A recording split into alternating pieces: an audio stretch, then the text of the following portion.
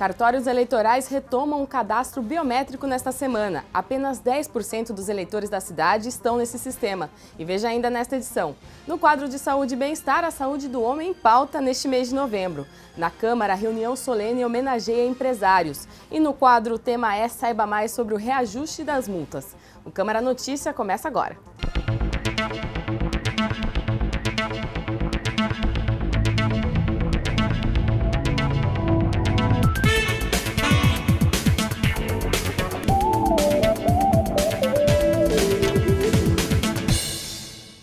Olá, os 7 cartórios eleitorais de Campinas recomeçaram o cadastramento biométrico nesta semana. A cidade ainda tem pouca gente no sistema que pode passar a valer a partir das próximas eleições. O cadastro foi interrompido em maio para as eleições municipais e retomado dia 7 de novembro. Aqui em Campinas, apenas 10% dos 822.044 eleitores fizeram a biometria até agora. E é preciso fazer agendamento. A Justiça Eleitoral ainda não definiu se aqui em Campinas as eleições de 2018 vão ser feitas com o cadastro biométrico. Mas o fato é que a meta do Tribunal Regional Eleitoral é que todos os eleitores sejam cadastrados até 2018. Por isso, se você tem alguma pendência com a Justiça Eleitoral, é bom aproveitar para fazer um agendamento e já fazer esse cadastro. Esse é o caso da Juliene. Ela agendou um atendimento para justificar a ausência na última eleição e nem sabia da existência da biometria, mas já aproveitou para fazer o cadastro no sistema. E foi rápido também, menos de uma hora já está tudo certo. A biometria permite que o eleitor seja identificado pela digital, o que é o método mais seguro que o documento impresso. Além da coleta das digitais, no cadastro é preciso tirar uma foto e também fazer o registro da assinatura online.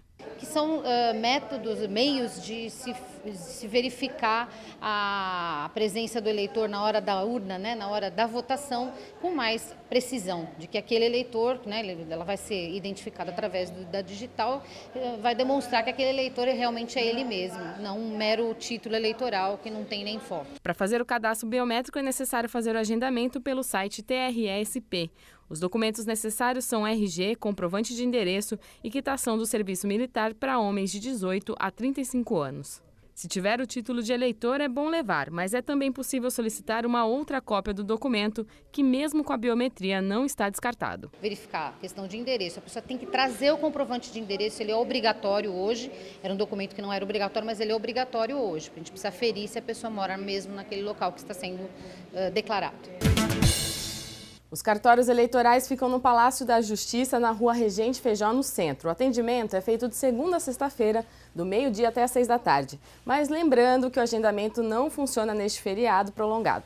Agora vamos falar da Câmara. Nesta quinta-feira, uma reunião solene entregou 2 honrarias para empresários da cidade.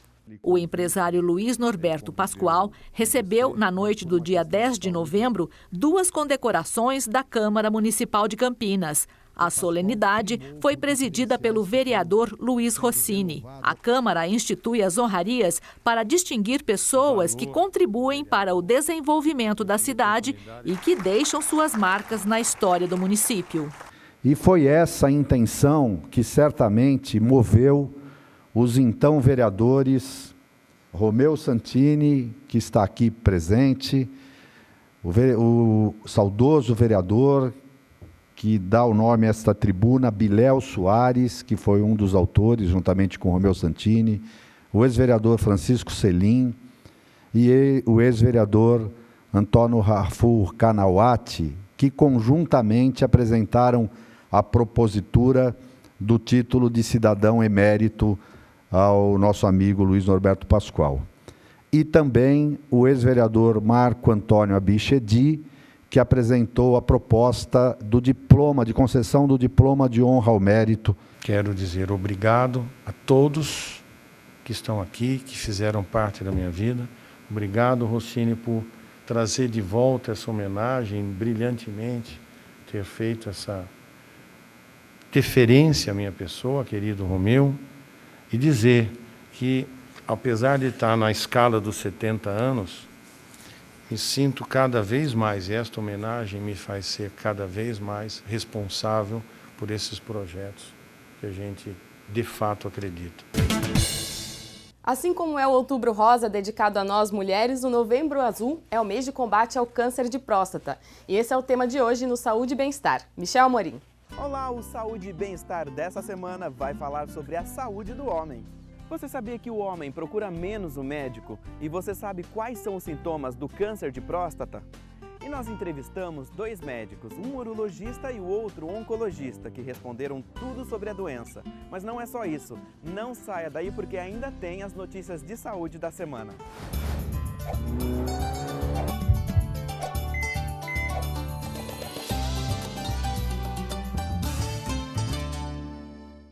Pesquisadores descobriram que o mosquito Aedes aegypti, além de transmitir o vírus da dengue e chikungunya, também podem passar o vírus maiaro.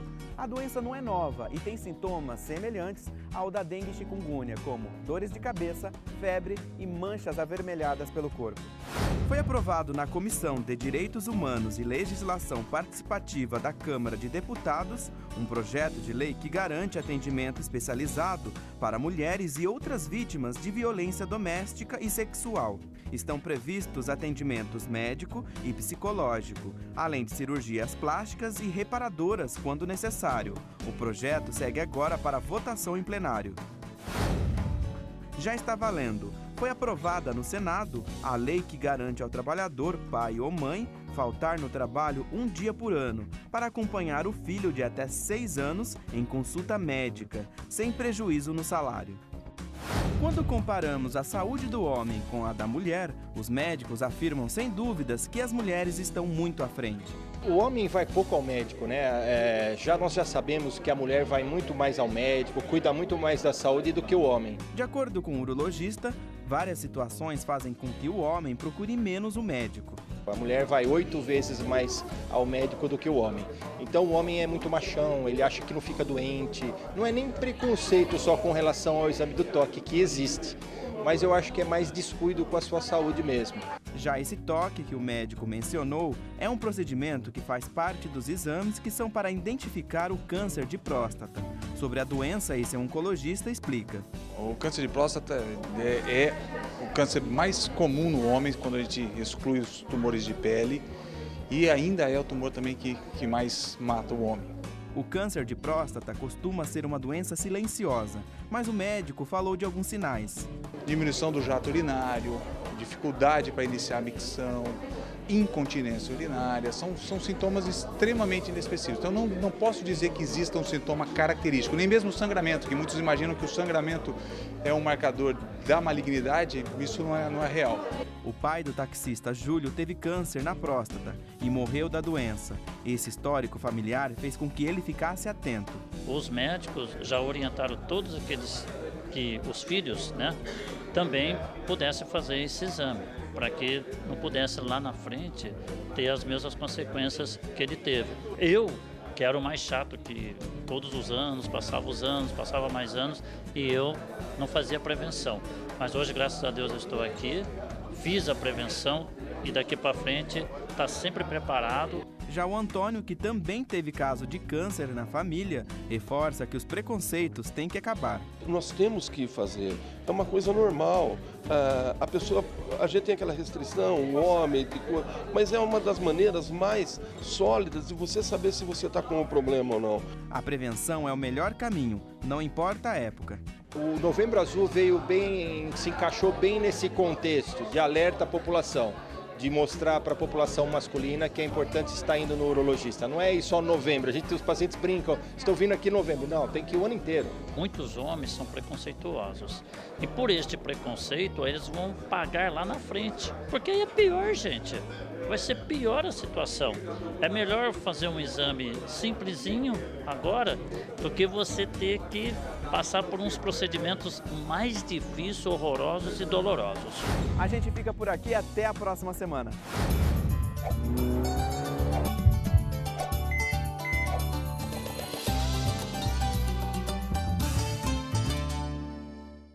Lembrando que dia 22 de novembro, às 14h, a Escola do Legislativo de Campinas vai realizar uma palestra sobre a saúde do homem.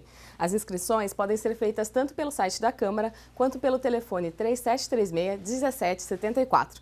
E veja a seguir o reajuste das multas no quadro Tema É.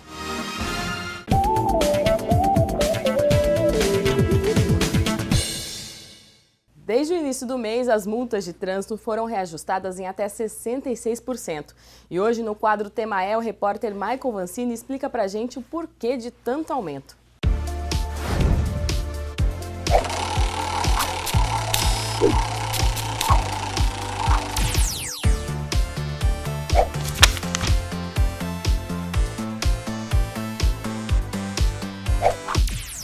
O reajuste das multas de trânsito para todo o país acontece a partir de novembro e os valores sobem entre 52% e 66%.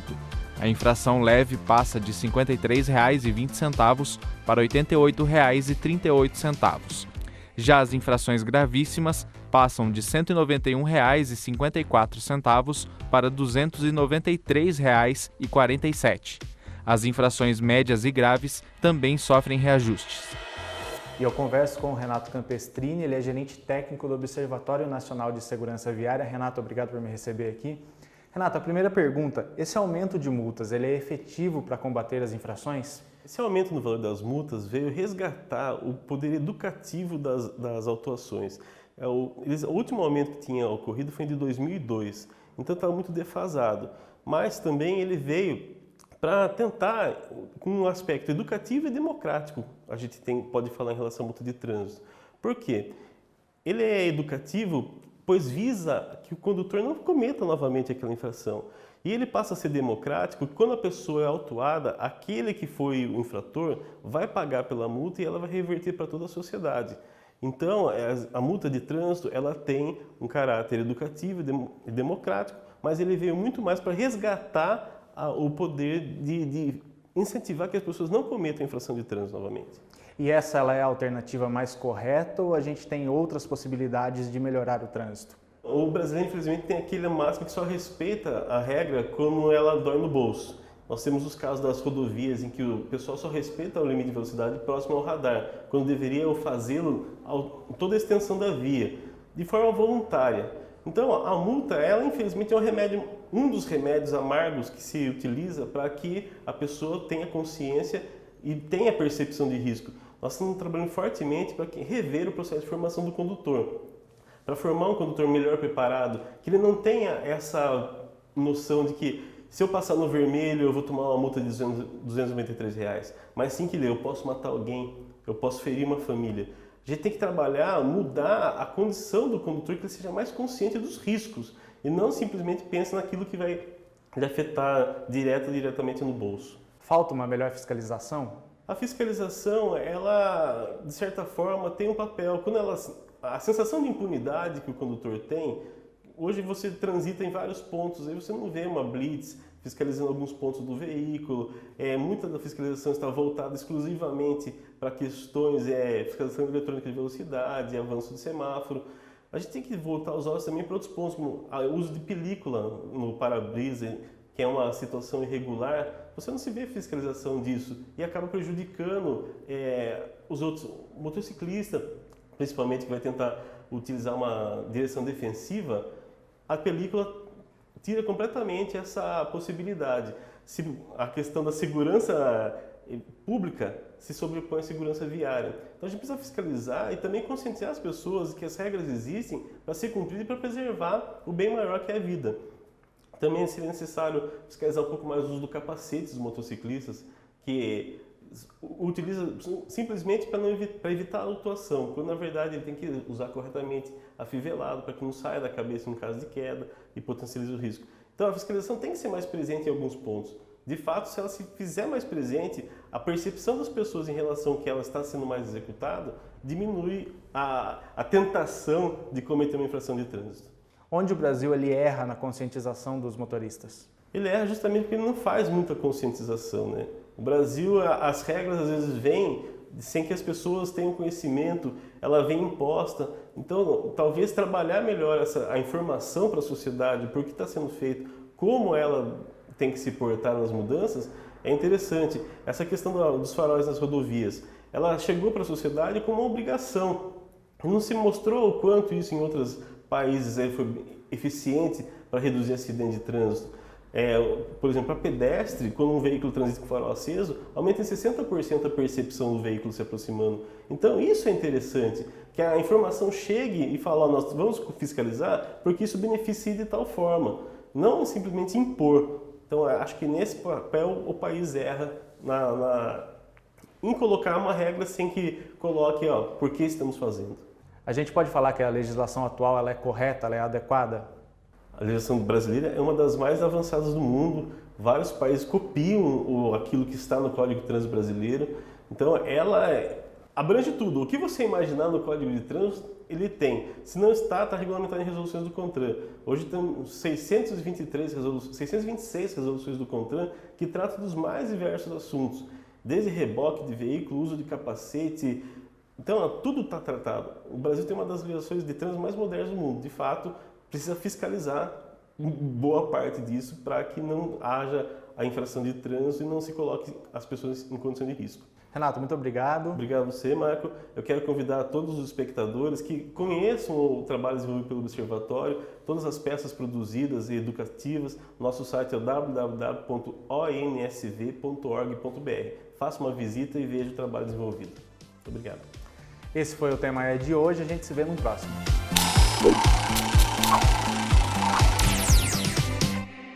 Está aqui na entrada da Câmara a primeira mostra de artes visuais das unidades educacionais da rede de ensino municipal. A exposição fica até o dia 18 de novembro na entrada do plenário.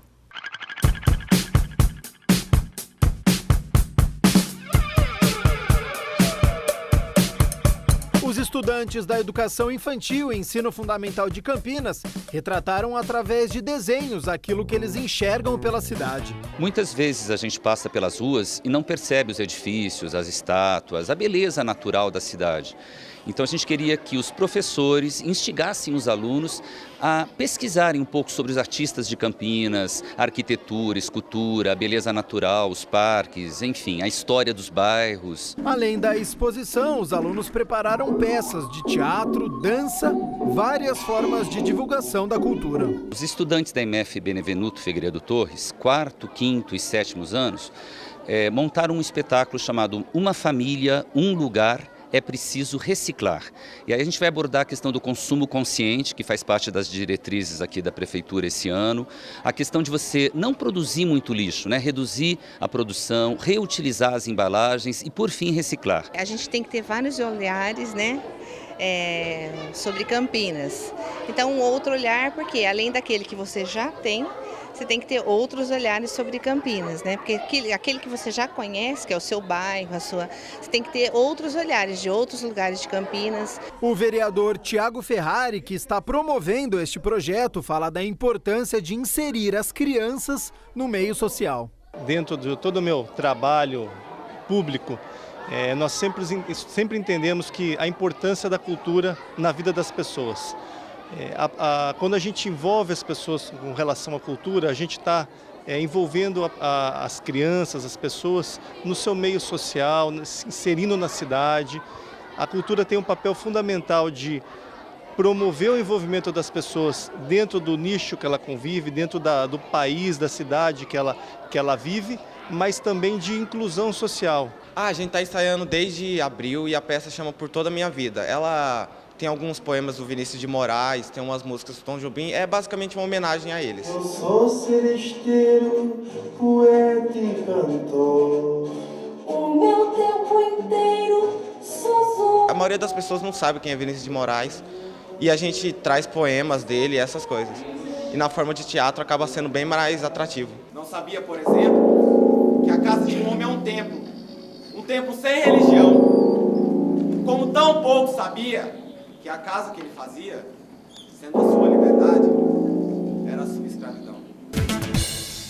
Lembrando que o endereço do plenário é a Avenida Engenheiro Roberto Mangi, número 66, no bairro da Ponte Preta. E a gente encerra por aqui esta edição. Um bom feriado prolongado e a gente está de volta na segunda-feira, às 5h30 da tarde. Até mais!